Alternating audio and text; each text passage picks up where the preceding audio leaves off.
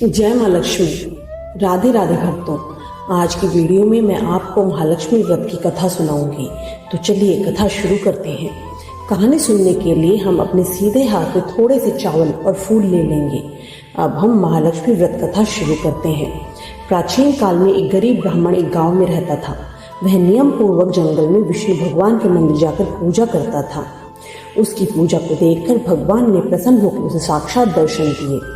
भगवान ने उसे लक्ष्मी प्राप्त करने का उपाय बताया और कहा कि मंदिर के सामने एक स्त्री उपले थापने आती है। सुबह सुबह आकर तुम उसे पकड़कर अपने घर चलने का आग्रह करना और तब तक नहीं छोड़ना जब तक वह तुम्हारे घर चलने के लिए तैयार ना हो जाए। वह स्त्री मेरी पत्नी लक्ष्मी है।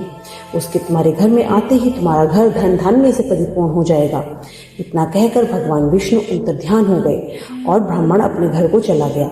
दूसरे दिन वह सुबह 4 बजे ही मंदिर के सामने आकर बैठ गया। लक्ष्मी जी उपले पाथने आई। तभी ब्राह्मण जी ने लक्ष्मी जी को पकड़ लिया और अपने घर चलने की प्रार्थना करने लगा। लक्ष्मी जी समझ गई कि यह सब विष्णु भगवान की करतूत है।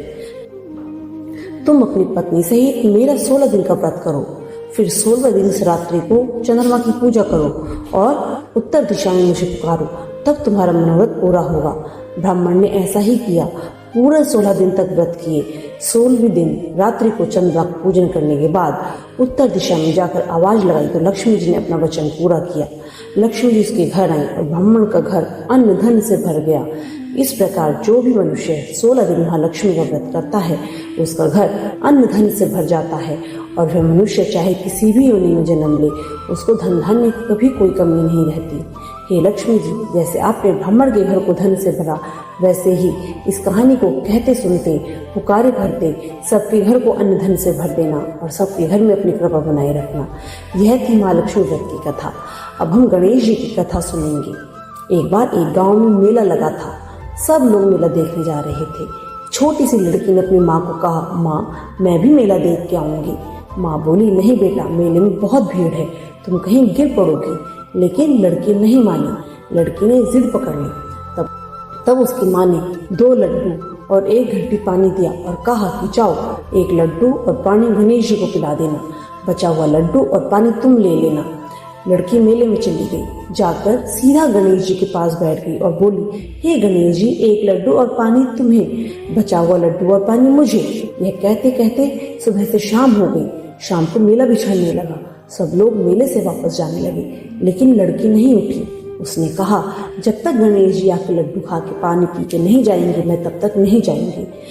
अब गणेश जी ने सोचा, इसने तो हट पकड़ ली, यह तो जाएगी नहीं, अब इसका दोष मेरे सिर लगेगा। गणेश जी छोटे से बालक के रूप में आए और आकर लड्डू खाया, पानी पिया। फिर लड़की से बोला, लो तुम्हारा लड्डू खा लिया और तुम्हारा पानी पी लिया, अब मांगो जो मांगना है।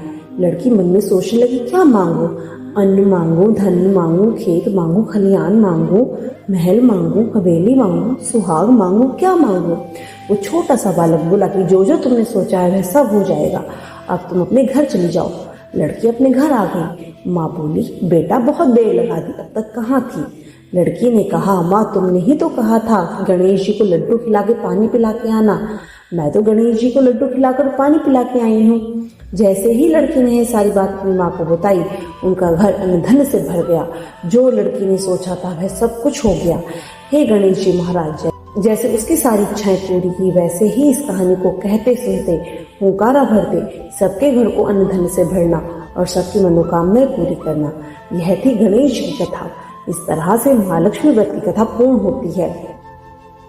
कथा सुनने के बाद हाथ में जो फूल और चावल लिए हैं हम लक्ष्मी जी के चरणों में समर्पित कर देंगे।